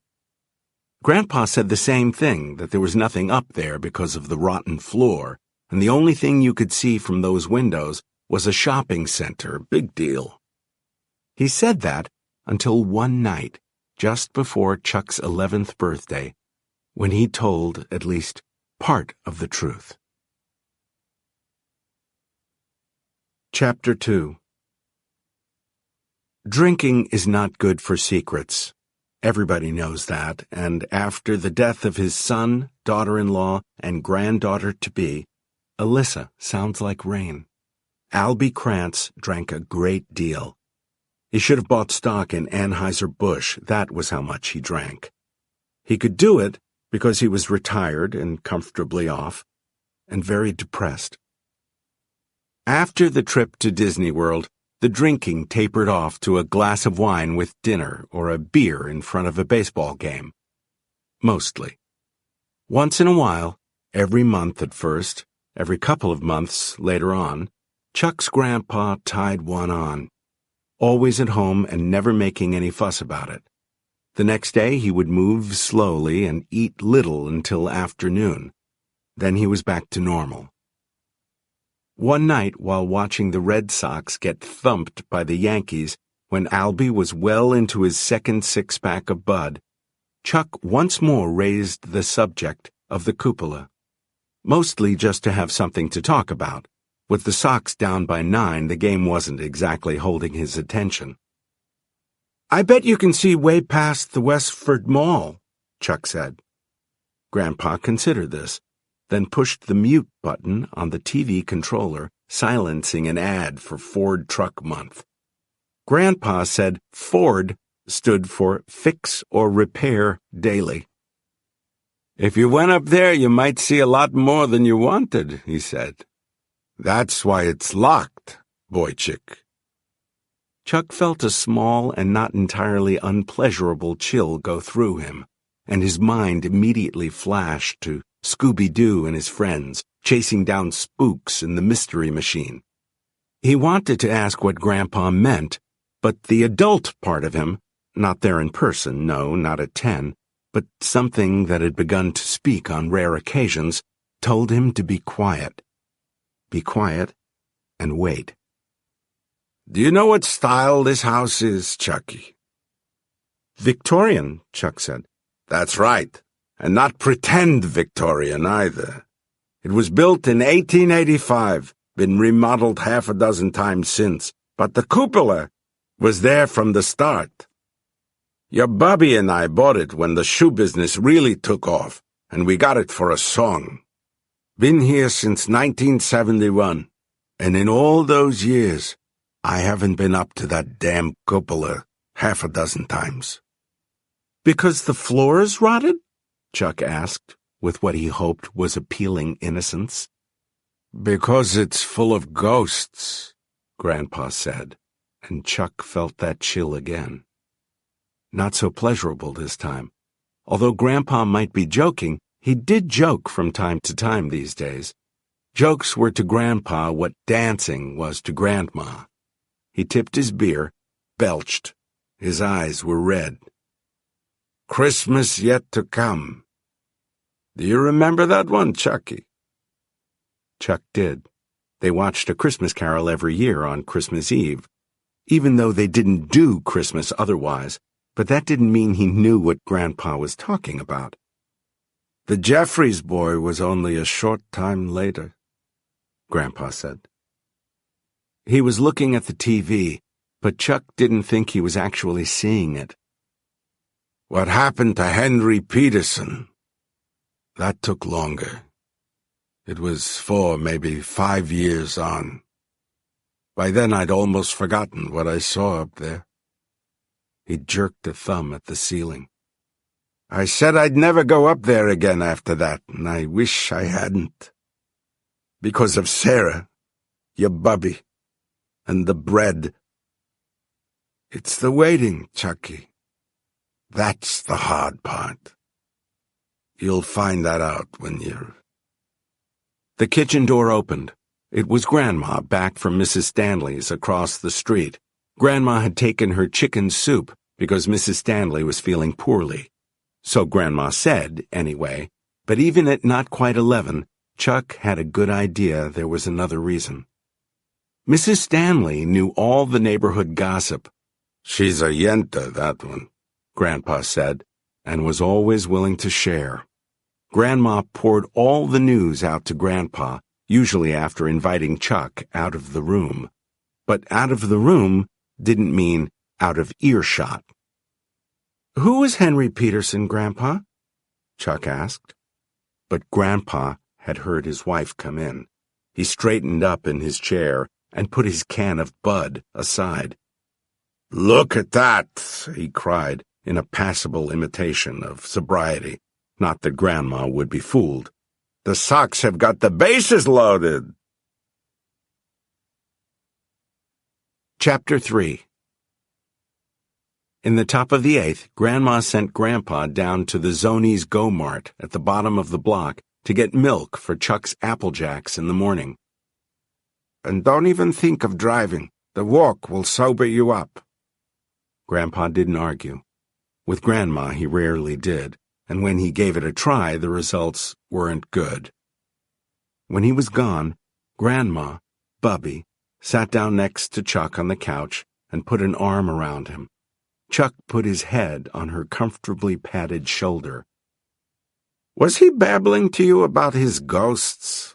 The ones that live in the cupola?" Yeah." There was no point in telling a lie. Grandma saw right through those. "Are there? Have you seen them?" Grandma snorted. "What do you think, Hantel?" Later, it would occur to Chuck that this wasn't an answer. "I wouldn't pay too much attention to Zadie. He's a good man, but sometimes he drinks a little too much. Then he rides his hobby horses. I'm sure you know what I'm talking about." Chuck did. Nixon should have gone to jail. The Fagelas were taking over American culture and turning it pink. The Miss America pageant, which Grandma loved, was your basic meat show. But he had never said anything about ghosts in the cupola before that night. At least to Chuck. "Bubby, who was the Jeffries boy?" She sighed. "That was a very sad thing, boy Chuck." This was her little joke. "He lived on the next block over and got hit by a drunk driver when he chased a ball into the street. It happened a long time ago. If your grandpa told you he saw it before it happened, he was mistaken, or making it up for one of his jokes." Grandma knew when Chuck was lying. On that night, Chuck discovered that was a talent that could go both ways. It was all in the way she stopped looking at him and shifted her eyes to the television, as if what was going on there was interesting, when Chuck knew Grandma didn't give a hang for baseball, not even the World Series. "He just drinks too much," Grandma said, and that was the end of it. Maybe true, probably true, but after that Chuck was frightened of the cupola, with its locked door at the top of a short 6-steps flight of narrow stairs lit by a single bare bulb hanging on a black cord. But fascination is fear's twin brother, and sometimes after that night, if both of his grandparents were out, he dared himself to climb them. He would touch the Yale padlock, wincing if it rattled, a sound that might disturb the ghosts pent up inside, then hurry back down the stairs, looking over his shoulder as he went. It was easy to imagine the lock popping open and dropping to the floor, the door creaking open on its unused hinges. If that happened, he guessed he might die of fright. Chapter 4. The cellar, on the other hand, wasn't a bit scary. It was brightly lighted by fluorescents. After selling his shoe stores and retiring, Grandpa spent a lot of time down there doing woodwork. It always smelled sweetly of sawdust. In one corner, far from the planers and sanders and the bandsaw he was forbidden to touch, Chuck found a box of Grandpa's old Hardy Boys books. They were old-timey but pretty good. He was reading The Sinister Signpost one day in the kitchen, waiting for Grandma to remove a batch of cookies from the oven, when she grabbed the book out of his hands. "You can do better than that," she said. "Time to step up your game, boy Chuck. Wait right here." "I was just getting to the good part," Chuck said. She snorted, a sound to which only Jewish bubbies do true justice. "There are no good parts in these," she said, and took the book away. What she came back with was The Murder of Roger Ackroyd. "Now this is a good mystery story," she said. "No dummox teenagers running around in jalopies. Consider this your introduction to actual writing." She considered. "Okay, so not Saul Bellow, but not bad." Chuck started the book just to please Grandma and was soon lost. In his 11th year, he read almost 24 Agatha Christies. He tried a couple about Miss Marple, but he was much fonder of Hercule Poirot, with his fussy mustache and little gray cells. Poirot was one thinking cat.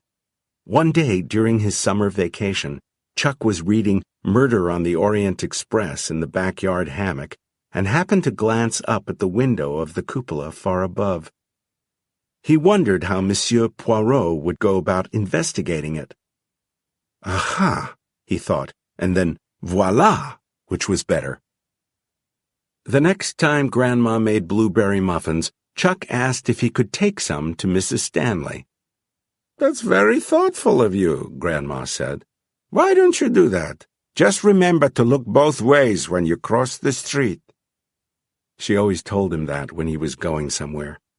Now, with his little gray cells engaged, he wondered if she was thinking of the Jeffries boy. Grandma was plump and getting plumper, but Mrs. Stanley was twice her size, a widow who wheezed like a leaky tire when she walked and always seemed to be dressed in the same pink silk wrapper. Chuck felt vaguely guilty about bringing her treats that would add to her girth, but he needed information. She thanked him for the muffins and asked, as he'd been pretty sure she would, if he would like to have one with her in the kitchen. "I could make tea." "Thank you," Chuck said. "I don't drink tea, but I wouldn't mind a glass of milk." When they were seated at the little kitchen table in a flood of June sunshine, Mrs. Stanley asked how things were going with Albie and Sarah. Chuck, mindful that anything he said in this kitchen would be on the street before the day was out, said they were doing fine. But because Poirot said you had to give a little if you wanted to get a little, he added that Grandma was collecting clothes for the Lutheran homeless shelter. "Your grandma's a saint," Mrs. Stanley said, obviously disappointed there wasn't more. "What about your granddad? Did he get that thing on his back looked at?" Yeah, Chuck said. He took a sip of milk. The doctor took it off and had it tested. It wasn't one of the bad ones. Thank God for that. Yes, Chuck agreed. Having given, he now felt entitled to get. He was talking with Grandma about someone named Henry Peterson. I guess he's dead? He was prepared for disappointment. She might have never heard of Henry Peterson, but Mrs. Stanley widened her eyes until Chuck was actually afraid they might fall out, and grasped her neck like she had a piece of blueberry muffin stuck in there. That was so sad, so awful. He was the bookkeeper who did your father's accounts, you know. Other companies, too. She leaned forward, her wrapper giving Chuck a view of a bosom so large it seemed hallucinatory. She was still clutching her neck. He killed himself, she whispered. Hung himself. Was he embezzling? Chuck asked. There was a lot of embezzling in Agatha Christie books, also blackmail. What? God, no. She pressed her lips together, as if to keep in something not fit for the ears of such a beardless youth as the one sitting across from her. If that was the case, her natural proclivity to tell everything and to anyone prevailed. His wife ran away with a younger man, hardly old enough to vote, and she was in her 40s. What do you think of that? The only reply Chuck could think of right off the bat was, wow, and that seemed to suffice. Back at home, he pulled his notebook off the shelf and jotted, G saw ghost of Jeffrey's boy not long before he died. Saw ghost of H. Peterson 4 or 5 years before he died. Chuck stopped, chewing the end of his bic, troubled. He didn't want to write what was in his mind, but felt that, as a good detective, he had to. Sarah and the bread. Did he see Grandma's ghost in the cupola? The answer seemed obvious to him. Why else would Grandpa have talked about how hard the waiting was? Now I'm waiting too, Chuck thought, and hoping that it's all just a bunch of bullshit. Chapter 5. On the last day of 6th grade, Miss Richards, a sweet, hippy-dippy-ish young woman who had no command of discipline and would probably not last long in the public education system, tried to read Chuck's class some verses of Walt Whitman's Song of Myself. It didn't go well.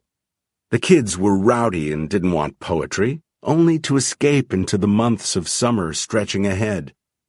Chuck was the same, happy to throw spitballs or give Mike Enderby the finger when Miss Richards was looking down at her book. But one line clanged in his head and made him sit up straight. When the class was finally over and the kids set free, he lingered. Miss Richards sat at her desk and blew a strand of hair back from her forehead. When she saw Chuck still standing there, she gave him a weary smile. That went well, don't you think? Chuck knew sarcasm when he heard it, even when the sarcasm was gentle and self-directed. He was Jewish, after all. Well, half. What does that mean when he says, I am large, I contain multitudes? That made her smile perk up. She propped one small fist on her chin and looked at him with her pretty gray eyes. What do you think it means? All the people he knows? Chuck ventured. Yes, she agreed, but maybe he means even more. Lean forward. He leaned over her desk where American verse lay on top of her gradebook. Very gently, she put her palms to his temples. They were cool. They felt so wonderful he had to suppress a shiver. What's in there between my hands? Just the people you know? More, Chuck said. He was thinking of his mother and father and the baby he never got a chance to hold. Alyssa sounds like rain. Memories. Yes, she said. Everything you see, everything you know, the world, Chucky. Planes in the sky, manhole covers in the street. Every year you live, that world inside your head will get bigger and brighter, more detailed and complex. Do you understand? I think so, Chuck said. He was overwhelmed with the thought of a whole world inside the fragile bowl of his skull. He thought of the Jeffries boy hid in the street. He thought of Henry Peterson, his father's bookkeeper, dead at the end of a rope. He'd had nightmares about that. Their worlds going dark, like a room when you turned out the light. Miss Richards took her hands away. She looked concerned. Are you all right, Chucky? Yes, he said. Then go on. You're a good boy. I've enjoyed having you in class. He went to the door, then turned back. Miss Richards, do you believe in ghosts? She considered this. I believe memories are ghosts, but spooks flapping along the halls of musty castles? I think those only exist in books and movies.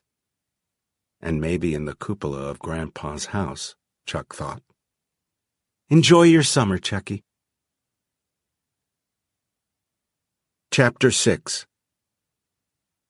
Chuck did enjoy his summer, until August, when Grandma died. It happened down the street, in public, which was a little undignified, but at least it was the kind of death where people can safely say, thank God she didn't suffer at the funeral. That other standby, she had a long, full life, was in more of a gray area. Sarah Krantz had yet to reach her mid-60s, although she was getting close. Once more, the house on Pilchard Street was one of unadulterated sadness. Only this time, there was no trip to Disney World to mark the beginning of recovery. Chuck reverted to calling Grandma his bubby, at least in his own head, and cried himself to sleep on many nights. He did it with his face in his pillow so he wouldn't make Grandpa feel even worse. Sometimes he whispered, Bubby, I miss you. Bubby, I love you, until sleep finally took him. Grandpa wore his mourning band and lost weight and stopped telling his jokes and began to look older than his 70 years. But Chuck also sensed, or thought he did, some relief in his grandpa. If so, Chuck could understand. When you lived with dread day in and day out, there had to be relief when the dreaded thing finally happened and was over. Didn't there? He didn't go up the steps to the cupola after she died, daring himself to touch the padlock, but he did go down to Zoni's one day just before starting 7th grade at Acker Park Middle School. He bought a soda and a Kit Kat bar, then asked the clerk where the woman was when she had her stroke and died. The clerk, an over-tatted 20-something with a lot of greased-back blonde hair, gave an unpleasant laugh. Kid, that's a little creepy. Are you, I don't know, brushing up on your serial killer skills early? She was my grandma, Chuck said. My bubby. I was at the community pool when it happened. I came back in the house calling for her, and Grandpa told me she was dead. That wiped the smile off the clerk's face. Oh, man, I'm sorry. It was over there. 3rd aisle. Chuck went to the 3rd aisle and looked, already knowing what he would see. She was getting a loaf of bread, the clerk said. Pulled down almost everything on the shelf when she collapsed. Sorry if that's too much information. No, Chuck said and thought, that's information I already knew. Chapter 7. On his second day at Acker Park Middle, Chuck walked past the bulletin board by the main office, then doubled back. Among the posters for pep club, band, and tryouts for the fall sports teams, there was one showing a boy and a girl caught in mid-dance step, he holding his hand up so she could spin beneath. "Learn to dance," it said above the smiling children in rainbow letters. Below it, "Join twirlers and spinners. Fall fling is coming. Get out on the floor." An image of painful clarity came to Chuck as he looked at this. Grandma in the kitchen, holding her hands out, snapping her fingers and saying, "Dance with me, Henry." That afternoon he went down to the gymnasium, where he and 9 hesitant others were greeted enthusiastically by Miss Rohrbacher, the girls' phys ed teacher. Chuck was one of 3 boys. There were 7 girls. All the girls were taller. One of the boys, Paul Mulford, tried to creep out as soon as he realized he was the smallest kid there, coming in at 5 feet nothing. Miss Rohrbacher chased him down and hauled him back, laughing cheerfully. "No, no, no," she said. "You're mine now." So he was. So they all were. Miss Rohrbacher was the dance monster, and none could stand in her way. She fired up her boombox and showed them the waltz. Chuck knew it. And cha-cha. Chuck knew it. The ball change. Chuck knew it. Then the samba. Chuck didn't know that one, but when Miss Rohrbacher put on Tequila by the Champs and showed them the basic moves, he got it at once and fell in love with it. He was by far the best dancer in the little club, so Miss Rohrbacher mostly put him with the girls who were clumsy. He understood she did it to make them better, and he was a good sport about it, but it was sort of boring. Near the end of their 45 minutes, however, the dance monster would show mercy and pair him with Cat McCoy, who was an 8th grader and the best dancer of the girls.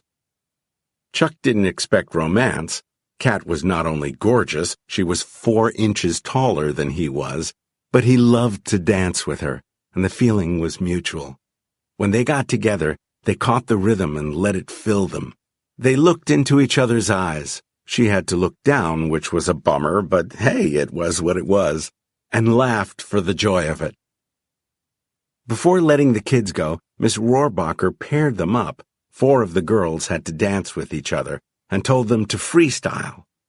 As they lost their inhibitions and awkwardness, they all got pretty good at it, although most of them were never going to dance at the Copacabana. One day, this was in October, only a week or so before the fall fling, Miss Rohrbacher put on Billie Jean. "Watch this," Chuck said, and did a very passable moonwalk. The kids oohed. Miss Rohrbacher's mouth dropped open. "Oh my God," Cat said. "Show me how you did that." He did it again.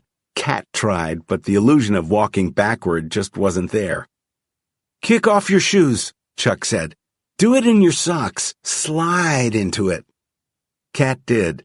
It was much better, and they all applauded. Miss Rohrbacher had a go. Then all of the others were moonwalking like crazy. Even Dylan Masterson, the clumsiest of them, got into it. Twirlers and spinners let out half an hour later than usual that day. Chuck and Cat walked out together. "We should do it at the fling," she said. Chuck, who hadn't been planning on going, stopped and looked at her with his eyebrows raised. "Not as a date or anything," Cat hastened on. "I'm going out with Dougie Wentworth." This Chuck knew. "But that doesn't mean we couldn't show them some cool moves." "I want to, don't you?" "I don't know," Chuck said. "I'm a lot shorter. I think people would laugh." "Got you covered," Cat said. "My brother's got a pair of Cuban heels, and I think they'd fit you. You've got big feet for a little kid." "Thanks a bunch," Chuck said. She laughed and gave him a sisterly hug. At the next meeting of Twirlers and Spinners, Cat McCoy brought her brother's Cubans. Chuck, who had already endured slights to his manhood for being in the dance club, was prepared to hate them, but it was love at first sight. The heels were high, the toes were pointed, and they were black as midnight in Moscow. They looked a lot like the ones Bo Diddley wore back in the day. So, okay, they were a little big, but toilet paper stuffed into those pointy toes took care of that. Best of all, man, they were slick. During freestyle, when Miss Rohrbacher put on Caribbean Queen, the gym floor felt like ice. "You put scratches on that floor, the janitors will beat your butt," Tammy Underwood said. She was probably right, but there were no scratches. He was too light on his feet to leave any. Chapter 8. Chuck went stag to the fall fling, which turned out just fine because all the girls from Twirlers and Spinners wanted to dance with him, especially Kat, because her boyfriend, Dougie Wentworth, had 2 left feet and spent most of the evening slouched against the wall with his buddies, all of them sucking up punch and watching the dancers with lordly sneers. Kat kept asking him when they were going to do their stuff, and Chuck kept putting her off. He said he'd know the right tune when he heard it. It was his bubby he was thinking of. Around 9 o'clock, half an hour or so before the dance was scheduled to end, the right tune came up. It was Jackie Wilson singing Higher and Higher. Chuck strutted to Kat with his hands out. She kicked off her shoes, and with Chuck in her brother's Cubans, they were at least close to the same height. They went out on the floor, and when they did a double moonwalk, they cleared it. The kids made a circle around them and began clapping. Miss Rohrbacher, one of the chaperones, was among them, clapping along with the rest and shouting, "Go, go, go!" They did. As Jackie Wilson shouted that happy gospel-tinged tune, they danced like Fred Astaire, Ginger Rogers, Gene Kelly, and Jennifer Beals, all rolled up into one. They finished with Kat spinning first one way, then the other, then collapsing backward into Chuck's arms with her own held out in a dying swan. He went down in a split that miraculously didn't rip the crotch out of his pants. 200 kids cheered when Kat turned her head and put a kiss on the corner of Chuck's mouth. "One more time," some kids shouted, but Chuck and Kat shook their heads.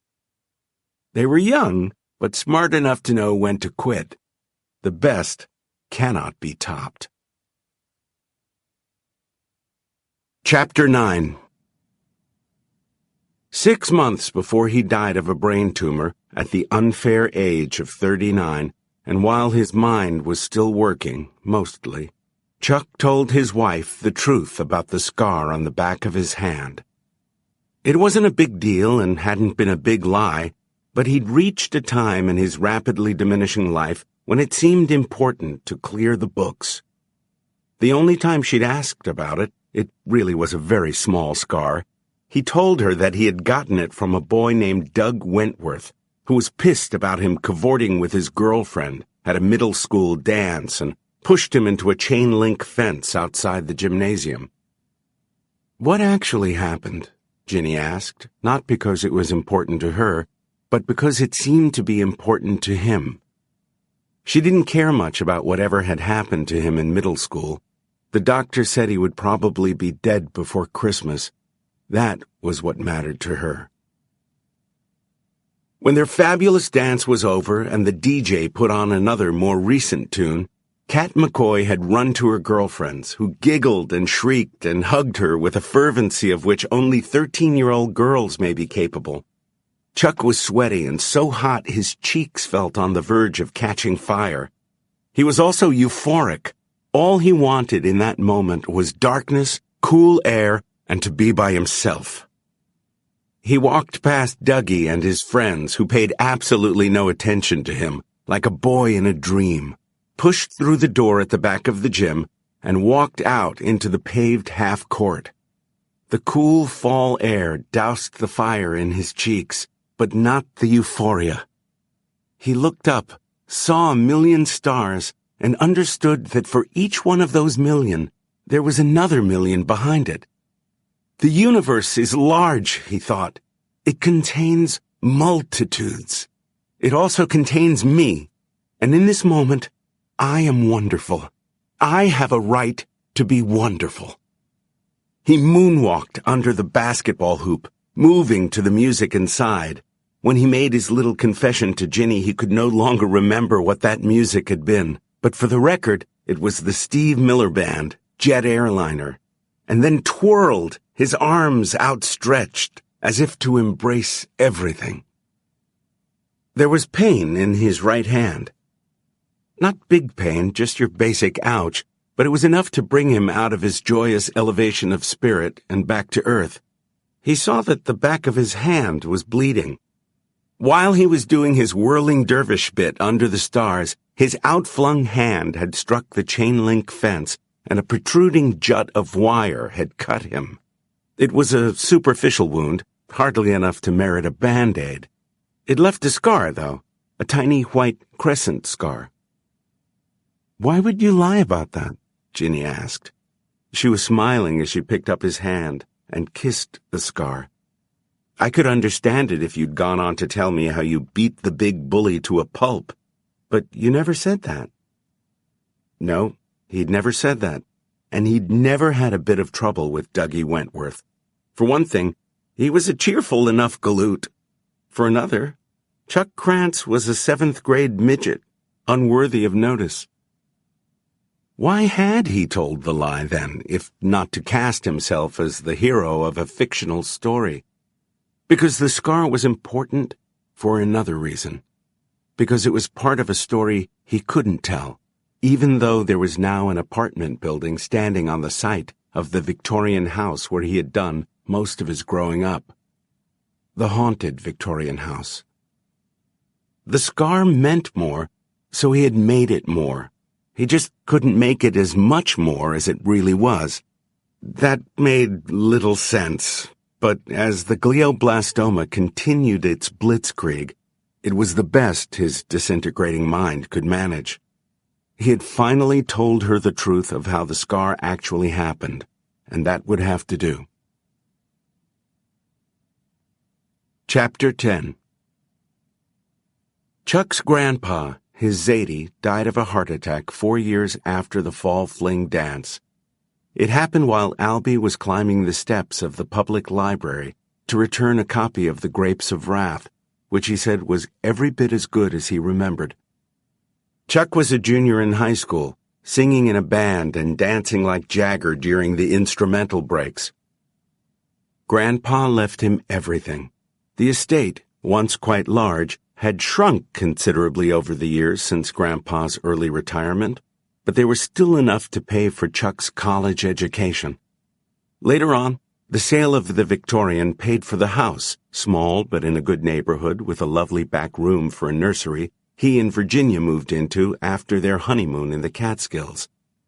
As a new hire at Midwest Trust, a humble teller, he never could have bought the place without Grandpa's inheritance. Chuck flatly refused to move to Omaha to live with his mother's parents. "I love you guys," he said, "but this is where I grew up and where I want to stay until I go to college. I'm 17, not a baby." So they, both long retired, came to him and stayed in the Victorian with him for the 20 months or so before Chuck went off to the University of Illinois. They weren't able to be there for the funeral and burial, however. It happened fast, as Grandpa had wanted, and his mom's folks had loose ends to tie up in Omaha. Chuck didn't really miss them. He was surrounded by friends and neighbors he knew much better than his mother's goy parents. A day before they were scheduled to arrive, Chuck finally opened a manila envelope that had been sitting on the table in the front hall. It was from the Ebert Holloway Funeral Parlor. Inside were Albie Krantz's personal effects, at least those that had been in his pockets when he collapsed on the library steps. Chuck dumped the envelope out on the table. There was a rattle of coins, a few Hall's cough drops, a pocket knife, the new cell phone Grandpa had barely had a chance to use, and his wallet. Chuck picked up the wallet, smelled its old limp leather, kissed it, and cried a little. He was an orphan now, for sure. There was also Grandpa's key ring. Chuck slipped this over the index finger of his right hand, the one with the crescent-shaped scar, and climbed the short and shadowy flight of stairs to the cupola. This last time, he did more than rattle the Yale padlock. After some searching, he found the right key and unlocked it. He left the lock hanging from the hasp and pushed the door open, wincing at the squeal of the old, unoiled hinges, ready for anything. Chapter 11. But there was nothing. The room was empty. It was small, circular, no more than 14 feet in diameter, maybe less. On the far side was a single wide window, caked with the dirt of years. Although the day was sunny, the light it let in was bleary and diffuse. Standing on the threshold, Chuck put out a foot and toed the boards like a boy testing the water of a pond to see if it was cold. There was no creak, no give. He stepped in, ready to leap back the moment he felt the floor start to sag, but it was solid. He walked across to the window, leaving footprints in the thick fall of dust. Grandpa had been lying about the rotted floor, but about the view he had been dead on. It really wasn't much. Chuck could see the shopping center beyond the green belt, and beyond that, an Amtrak train moving toward the city, pulling a stump tail of 5 passenger cars. At this time of day, with the morning commuter rush over, there would be few riders. Chuck stood at the window until the train was gone, then followed his footprints back to the door. As he turned to close it, he saw a bed in the middle of the circular room. It was a hospital bed. There was a man in it. He appeared to be unconscious. There were no machines, but Chuck could hear one just the same, going pip, pip, pip.